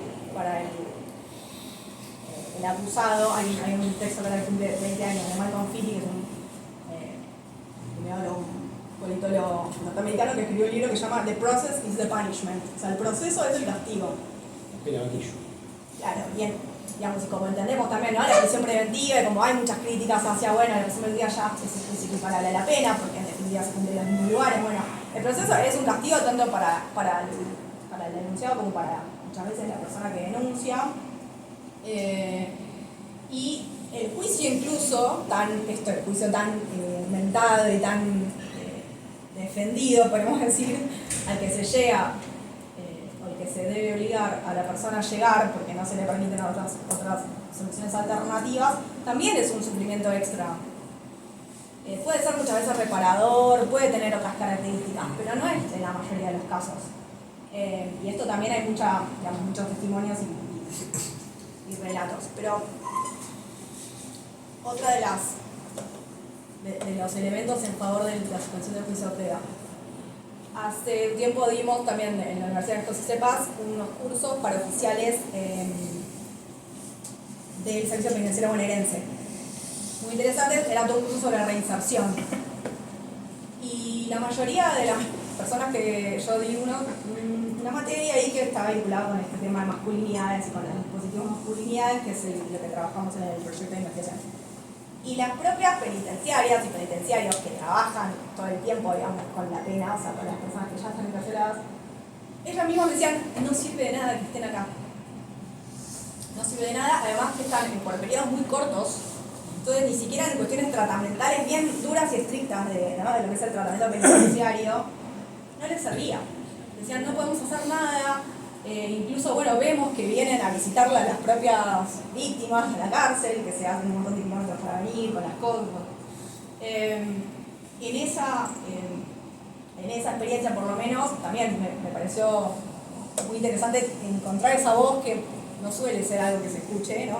De las personas que ya trabajan directamente con el supuesto tratamiento, ¿no? Porque la finalidad de todos esos juicios es que la persona vaya condenada y vaya a la cárcel en donde algo va a pasar.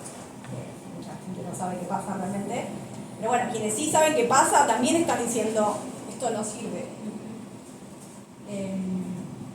Entonces la suspensión del juicio a prueba es una manera, digamos, que aplicar responsablemente, en eso también obviamente coincido, puede ser un mecanismo para garantizar el acceso efectivo a la justicia de las mujeres, no solo a una resolución de un conflicto más pacífica, más humana o más incluso adaptada a lo que quieren, pero que además no caiga en esto, que creo que lo decíamos antes hablando entre nosotros, de dar voz para después pedir silencio. O sea, yo te escucho, pero después no te escucho más, yo decido cuando te escucho, ¿no? Entonces estamos trayendo a las víctimas para algo, estamos trayendo para escucharlas, pero después, si no hacemos nada de lo que están pidiendo, digamos, si sus pretensiones o sus demandas de una respuesta eficaz quedan en la nada, no tiene mucho sentido activar todos esos mecanismos, porque también es difícil encontrar a las víctimas, citarlas, digamos, no es que es algo también que a la justicia le resulta sencillo, por lo menos de algunos otros trabajos que hemos visto, esta obligación que hay ahora incluso en la parte de ejecución, de citar a la víctima, a ver qué opina. Bueno, muchas veces es una cuestión difícil de lograr, además pasa mucho tiempo. Tal vez las personas no aparecen, o tal vez no quieren saber más nada. Bueno, ya que en estos casos, en donde el conflicto tal vez es reciente y está la cuestión ahí de la posibilidad de escucharlas, bueno, traerlas y ofrecerles esta oportunidad de participar más activamente en el procedimiento judicial y hacer valer sus derechos, me parece que es bueno tomarla. Y bueno, y lo que hay, que un poco por ahí para dejar ahí también como, no sé si tip, pero sugerencias, hay experiencias interesantes, exitosas, por ejemplo en el municipio de Lomas, y en el de Junín, que hicimos un trabajo hace un tiempo con la iniciativa Spotlight de ONU Mujeres, que utilizan en el marco de la suspensión del juicio de prueba la remisión o la obligatoriedad de las personas agresoras de ir a dispositivos de masculinidades. Son dispositivos, algunos son más socioterapéuticos, otros tienen un abordaje diferente, pero en la provincia de Buenos Aires hay muchos. De hecho hay un mapa que bajaron la página del Ministerio de Mujeres de Nación, pero se puede acceder por otros lugares. Pero hay un mapa federal que se hizo de dispositivos masculinidades, y que incluso, hay recurseros, y acá en Moreno hay, nosotros de hecho en la investigación de NUPAS hicimos unos focus group con las personas de la agrupación Matices. Yo ahí estuve recopilando algunos, así que pues si quieren se los digo. Pero hay en San Miguel, hay, por todas en Mercedes. Es el patronato liberado. El patronato también tiene... El dispositivo de masculinidad. Nosotros hemos hecho con el Colegio de Magistrados y el Colegio de Abogados el año pasado. El municipio también tiene, el municipio de Rodríguez tiene, Moreno tiene, el patronato de liberados, muchos dispositivos. Exacto. Y eso hay, hay experiencias bastante interesantes. Y nosotros, obviamente, eligiendo los casos, ¿no? Y tratando de hacer un monitoreo, porque eso es lo que permite también que siga la persona vinculada a un proceso y que tenga cierta necesidad de portarse bien. Pero sí puede aportar, y acá con esto por ahí para cerrar, a esa prevención que quizás muchos de los operadores buscan, que es justamente actuar en un momento oportuno con una herramienta que puede ayudar a que ese conflicto se diluya y sobre todo evitar que se escale, ¿no? Evitar que eso llegue a una violencia más extrema. Eso lo podemos trabajar muy antes. Gracias.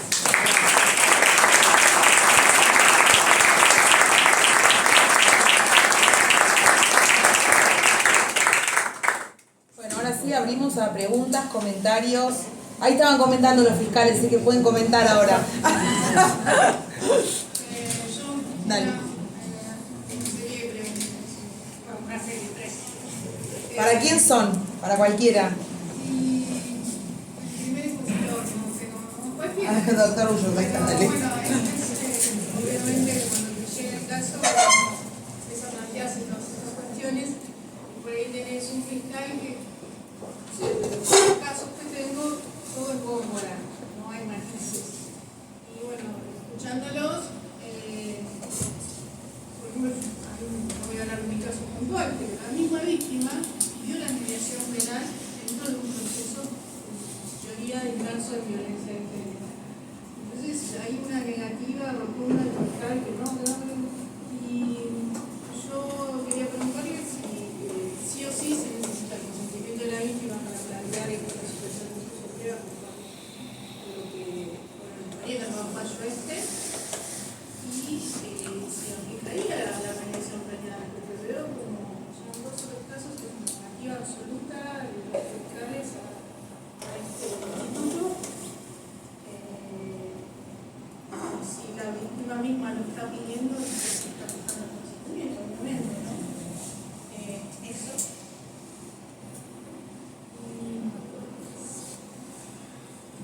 ¿Contestar? Dale. El fallo que postulamos con Daniel Carral, sí ponemos el énfasis en la voluntad de la víctima. Los casos son infinitos en relación a las normas, ¿no? Y no imagino ahora un caso en el que sin voluntad de la víctima pudiéramos postular una salida parecida, pero como justamente se trata de resolver caso a caso, no podría tampoco darte una respuesta absolutamente determinante, pero en principio el criterio es: si no hay voluntad de la víctima, no vamos a avanzar con la posibilidad de la concesión de la suspensión de justicia de prueba. Quería hacer una aclaración, lo dijiste vos y está muy bueno, el tema del carácter sancionatorio. ¿Sí? Nosotros en el fallo decimos específicamente que la suspensión de justicia de prueba tiene carácter sancionatorio y que por eso le hacemos compatible con la Convención de lo Pará y con la CEDAW. ¿Cuál era la otra pregunta? No, esa Que era- si podría aplicar, ya que hablamos de La mediación. la suspensión de juicio de prueba, el Instituto de la Mediación Penal, la misma víctima está Pero una consulta, lo que no tenés es consentimiento de la víctima o el consentimiento fiscal, porque son dos cosas distintas. No, la víctima lo pidió y no, el fiscal se puso. La víctima sí quería. Sí. Bueno. Y nosotros también acogimos a eso. No sé si sería viable una mediación penal. La verdad que si estamos hablando de un caso que es violento, no creo que la Fiscalía se acceda, ni esa Fiscalía ni ninguna otra, a un criterio de oportunidad que no implique un carácter sancionatorio o a media sancionatorio, como sería una suspensión de juicio a prueba. Ahora, si lo que te rechazan es una suspensión de juicio a prueba, el fiscal tiene que fundar el porqué de ese rechazo. Y el rechazo infundado, eso sí sería materia de recurso y ahí sí podrías acceder a una suspensión de juicio a prueba. Y donde tenés que es un rechazo infundado o arbitrario es que hay consentimiento de la víctima, acercar algún informe ambiental, acercar algún informe psicológico que dé cuenta de que la víctima está prestando su consentimiento de manera libre, y ahí empezás a acercar un poco más la posición del fiscal y te abriría potencialmente la puerta para una suspensión de juicio a prueba. Pero yo lo encararía por ese lado. La mediación me parece un poco más polémica porque no hay igualdad de partes en la mediación. Está prohibida. No, yo sé que está prohibida, pero digo, Pero o sea, tiene como género, para plantear como una alternativa, porque hay proyectos de mediación y demás, no hay igualdad de posiciones de partes en el tema, y bueno, por eso el Estado tiene que intervenir para ver y equiparar esta desigualdad también. En el caso hay un abogado. No, por eso ahí te digo sí, pero la mediación está prohibida por esta desigualdad. Vos que planteabas la mediación penal, está prohibida por la desigualdad estructural que hay, como decía Ana Clara también, que no es un problema solamente entre esas dos partes, sino que es un problema estructural. Entonces hay que mirarlo de los dos lados, de que es un problema entre dos personas, pero también que hay esta desigualdad estructural pesa mucho en esos procesos. Hay un protocolo, hay una prueba piloto. Claro, por eso decía, hay pruebas, por pero... ejemplo, para llevar a cabo mediaciones en algunos casos de violencia de género, pero bueno, todavía no se extendió como política en general para el MPF de Cava. Hay algunos fallos de algunos departamentos judiciales que distinguen, no es específicamente en violencia de género, pero tiene que ver con esto, distinguen conciliación, reparación integral de mediación. Nosotros lo estamos analizando en el tribunal, todavía no lo pronunciamos, pero partimos de la idea de que todo lo que es principio de oportunidad hay una facultad que es provincial, que no está delegada al Congreso Federal. Entonces, en principio no compartimos tanto esa idea, ¿sí? Pero sí pasa en algunos departamentos que van directamente al 59 y esquivan la ley de mediación,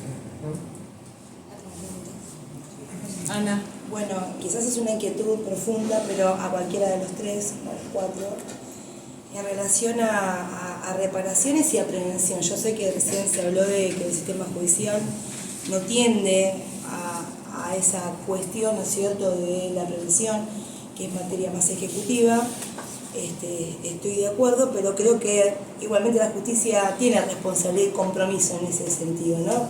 Sobre todo cuando hay medidas sancionatorias, dígase la suspensión de juicio a prueba o el juicio abreviado, con las respectivas reglas de conducta, porque obviamente lo que evita son las escaladas o quizás algunas que otras reiterancias, ¿no? Digo, esto es muy importante tener en cuenta, porque yo que trabajo mucho en temas de violencia de género, por ejemplo, me pasa que a veces encuentro víctimas de un mismo agresor, o sea, varias víctimas. Entonces esta cuestión de muchas mujeres, ¿no es cierto?, sufriendo o padeciendo situaciones de un mismo agresor, es para preocuparse y también para ocuparse. Digo, ¿qué piensan ustedes en esto, en estas medidas? ¿Cómo agregar algún otro dispositivo más, alguna situación, digamos, que eviten estas cuestiones, ¿no? Perdona. Bien, Muy bien. yo sí. lo voy a enlazar un poquito con alguna cosa que decía hoy Ignacio cuando él hablaba de que hay algunos delitos más graves que son más sencillos para la defensa de resolver que otros delitos que son con una escala penal, llamémosle, Más leve. más sí. leve.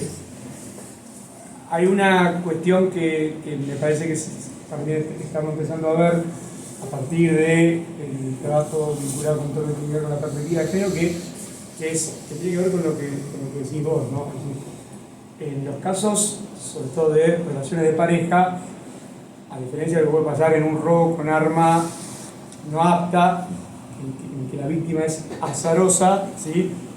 La víctima, en el caso de la relación de pareja, es una víctima que está determinada por ese contexto, y eso es algo que tenemos que relevar y que hace, por ahí no desde la escala penal, pero sí a relevarlo, y que tiene que ver un poco con esta, si se quiere, regla de asociar directamente eso a peligro procesal, ¿sí? Y que nos lleva por ahí a este 30% que tiene vos, 30% pero bueno, que hay una diferencia que tenemos que relevar ahí, ¿no?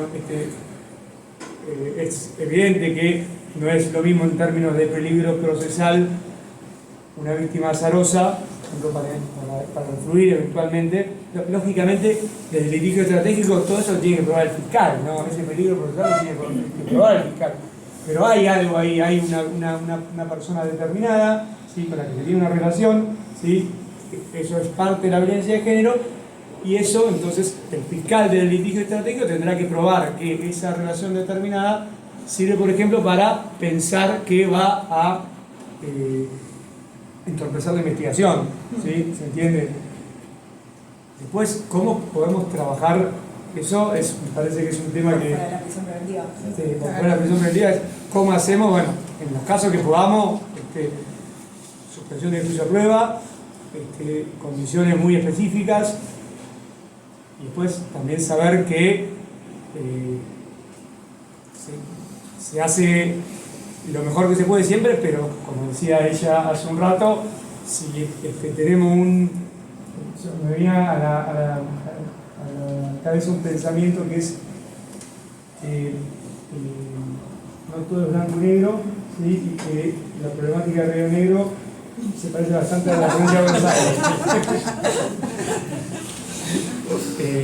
No tenemos la posibilidad de garantizar la prevención, ¿sí? Tenemos la posibilidad de hacer todo lo posible desde el Estado para atender a eso, ¿sí? En el lugar que nos toca como Poder Judicial, ¿sí? Por lo menos hasta ahí es donde... ¿Y cómo verían ustedes una cuestión, por ejemplo, de seguimiento, ¿no? Digamos, por ahí en un plazo determinado, pero por ahí en esto de la exigencia, también como regla de conducta, de presentar informes, ¿no es cierto? Y no sé, algunas otras cuestiones más que por ahí ameritan mayor atención, ¿no es cierto?, en esto de lo que hablábamos de lo socioafectivo, y para también evitar situaciones de reiterancia. No, ahí están las condiciones del artículo 76 bis, que en el caso concreto van a tener que ver con la problemática específica, supongamos, sí. Bueno, ni que hablar de los usos de masculinidades que tienen una utilidad, no son tampoco la panacea ni la solución para todos los conflictos, pero sirven. Habrá que ver problemáticas vinculadas con consumo de alcohol, con el consumo de alcohol, que muchas veces están cruzadas por esto, tratamiento psicológico, es decir, justamente ir al caso concreto y ver cuál es el problema, ¿sí? Y ver qué tipo de condiciones se pueden especificar y precisar en ese caso para que sirvan para esto, ¿no? Las medidas de protección, que es algo que por ahí yo lo tenía pensado decir, pero no llegamos. Las medidas de protección, en muchos casos, se pueden prolongar hasta incluso después del cierre, digamos, formal del proceso. Y en algunas oficinas de atención a víctimas, y yo por ahí tengo más seguido la parte de CABA, pero tienen unos dispositivos para el seguimiento. Y hay algo ahí un poco más, eso también para intentar, ¿no?, como delegar, intentar conectar y articular con otras agencias del Estado que sí tienen una tarea más vinculada con el acompañamiento y con también otras herramientas, Pero bueno, incluso en oficinas judiciales, que son estas de atención a la víctima, hay algunas que se encargan de hacer ese seguimiento y hasta incluso de poner un poco en una mejor posición también a esas mujeres para que puedan salir de ahí, de esa situación, con esto, conectarla con algún subsidio. Bueno, cuando había otros programas también lo hacían, pero, y bueno, después está toda la cuestión también más tecnológica, ¿no? De botones, de dispositivos duales, que eso, bueno, en la provincia continúa el programa, son sobre todo para casos de alto riesgo los dispositivos duales, pero bueno, hay una gestión ahí bastante bien armada entre... Todos tienen claro que es el dispositivo dual, por ejemplo. Sí, pulsera Sí. o tobillera, que bueno, que a diferencia por ahí del botón, hay como es bien como un seguimiento que se pone un poco más exhaustivo. Ahí lo que por ahí pasaba con el caso de víctimas múltiples de un solo victimario, hay algunos problemas también de información, de cruces de información. En algunos casos, por lo menos de femicidios que yo he trabajado, pasaba eso, que era bueno, el caso de Rojas, que fue, lo recuerdan, en el 2020, que eran bueno, 16 denuncias, ¿no? Terminaban siendo eso, eran 16 denuncias de esa misma víctima, ¿no? En distintos O por ahí no ni lugares. siquiera en el mismo departamento judicial. Tal cual. Tenés que empezar a apuntar de todos lados. Muchas veces también tiene la justicia esa dificultad que, bueno, es solucionable, sí, pero bueno, para que, por ejemplo, tengan en cuenta, en la Justicia Nacional de Cava, el Fuero Civil, que trabaja muchísimo con los casos de violencia porque la OED manda ahí, y el Fuero Penal no tienen un sistema para compartir información, por ejemplo. Claro, pero bueno, la OED existe hace como Sí, un montón de... Bueno, y la Justicia Nacional. En realidad acá hay una resolución de procuración de hace muchos años que insta al Ministerio Público y al Poder Judicial, sobre todo en las causas de esta violencia, que familia y Ministerio Público tienen mucho que ver. Creo que eso es una gran puerta para empezar a ver, porque a veces tienen un tema de cuidado, de alimentos en el familia, y en el penal tienen algún tipo de denuncia. Bueno, cruzar esto y pensar qué abordaje, cuál es la mejor solución. Porque bueno, muchas veces nos pasa, nosotras, Anita, que litigamos también, que la víctima te dice, a mí me ha pasado, como no quiero que esté preso porque no tengo más obra social para mi hijo, no creo que esté preso. Bueno, y ahí tiene iniciado en el familia algo, pero vos en lo penal, el fiscal o la fiscalía queda solo con lo penal. Bueno, tenemos que, y somos nosotros como abogados o todos los otros actores del sistema que debemos llevar esa información también para este cruzamiento, porque como decíamos, el abordaje es integral. Y en esto que decíamos de la reiterancia también digo, lo que no hace un proceso penal, que es trabajar esa masculinidad. Si hay algo que no hace el proceso penal, mucho menos todos los que conocemos de acá alguna cárcel, ni hablar de las comisarías, porque la mayoría de los detenidos en nuestra provincia de Buenos Aires están en comisaría, es trabajar algo bueno de esa masculinidad. Si hay algo que pasa ahí es profundizar todo lo desastroso de esa masculinidad adentro de esos lugares que son un poco más que el horror, la tortura total. Entonces, como si es un reiterado y pasó por el sistema penal, sale, lo único que hace es sin ningún trabajo de esa masculinidad, lo único que hace es profundizar esta masculinidad violenta, o esos estereotipos o parámetros de masculinidades violentas. Creo que ahí en el trabajo de masculinidades, como decía Ana Clara, porque bueno, lo vemos mucho también desde el proyecto de investigación. El proyecto de investigación que tenemos, estamos haciendo focus group con organizaciones que acompañan a las víctimas de violencia para tener esa escucha, digamos, estas organizaciones que escuchan a las víctimas justamente, qué esperan esas víctimas. Está focalizado en los municipios aledaños a la Municipalidad de José C. Paz, a la Universidad de José C. Paz, pero bueno, en la mayoría de los casos pasa esto, muy poco se trabaja esas masculinidades. No porque no haya dispositivos, sino porque en general muy poco se trabaja esas masculinidades y por eso también vuelven porque hay un patrón en esa masculinidad, no es un problema personal, es un problema estructural. Hay un patrón en ese varón que vuelve con ese tema de violencia. Tenemos ¿no? ese desafío de reparación cultural. No, eso es claramente el primer desafío, claramente. Es por ahí. Sí. Quisiera enlazar un poco lo que se dijo, creo que vos mencionabas el tema del riesgo. Los informes de riesgo, como para prevenir, se hacen escuchando a la víctima. O sea, decimos, esta persona está en riesgo respecto de aquel que no vi. Entonces, o sea, pero para el riesgo no. El informe de riesgo debería tener que empezar a abordar también a la persona acusada. O sea, que haya un informe de riesgo entrevistando a la persona que está acusada, o sea, el que genera el riesgo. Eso podría ser un patrón que solucionaría exactamente eso. Hablé con esta persona, está en riesgo, no sé respecto de quién, pero está en riesgo alto, bajo, medio. La verdad que yo dudo mucho de esos informes y del carácter científico que tiene que tener ese informe, porque eso es un informe pericial, y si es algo pericial, tiene que tener una base empírica. O sea, ¿cuál es la base empírica de un informe de riesgo que dice que fulano es peligroso si no hablaste con fulano? O sea, ya la base empírica es rara. Ahora, Eso se hacía antes, pero eso no sirvió. Porque después, cuando volvía la víctima a la casa, la mataba a golpes, por decir otra palabra, peor. Pero, ¿se hacía qué? O sea, No, a ver, cuando yo me acuerdo, en el juzgado de paz, necesitaban ambas partes. No, yo no estoy hablando de citar ambas partes, yo estoy hablando de... Sí, pero escuchaban a las dos partes. ¿Y No, qué no, pasaba? ¿Cómo evaluar el riesgo? ¿Cómo evaluar el riesgo? Yo estoy evaluando el riesgo que X persona, X víctima esté en riesgo respecto de un determinado victimario, ¿sí? O sea, hay que hablar por separado con la víctima, porque hay que escucharla, pero para tamizar el riesgo hay que hablar con este también. Porque si no, yo como sé qué riesgo tiene, eso no sé si está... No, ¿Y en el medio qué hacemos? Doctor, Porque como con el riesgo... tiene que hacer la defensa, la fiscalía nunca lo vamos a hacer. Pero yo pero perfecto, pero hay una diferencia. No, está muy bueno, pero es que para eso es eso. Yo, para la solución de ella, como medida de prevención, como medida, esto para allá no. Tengo un juicio ahora. Sí, hay que hacerlo. No, pero como medida de prevención para evitar justamente de que haya determinadas víctimas respecto de un victimario. Si entrevistás con el victimario y decís, acá está aquí la cuestión, este es el malo, a este es el que genera el riesgo en ella. Pero si no hablaste con este, ¿cómo sabés en cuántas personas estás generando el riesgo? Hablar con la persona imputada debería ser fundamental. Es cierto lo que decís, que debería ser la defensa. El tema es que yo empiezo a jugar con el partido. Vos lo vas a hacer del lado defensista, claro. Yo empiezo a arrancar. Con el informe de riesgo que ya Yo tengo el informe de riesgo. A vos te comunican el hecho también. A vos te comunican el hecho. Sí. A vos te comunican el hecho.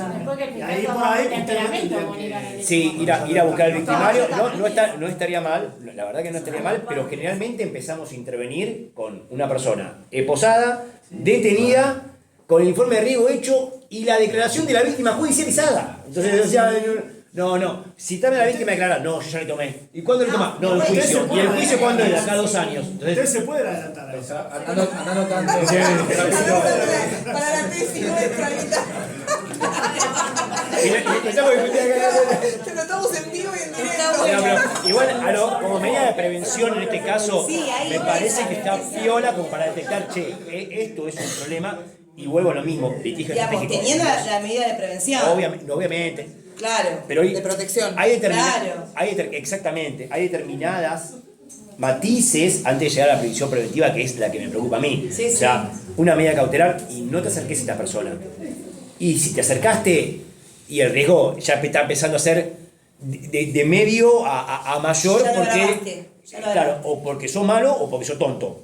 Que las dos cosas son peligrosas para el caso. Sí. O sea, pero te estás acercando a pesar de que un juez, una jueza te dijo que no te acerques. O sea, ahí ya tenés un tamiz del riesgo.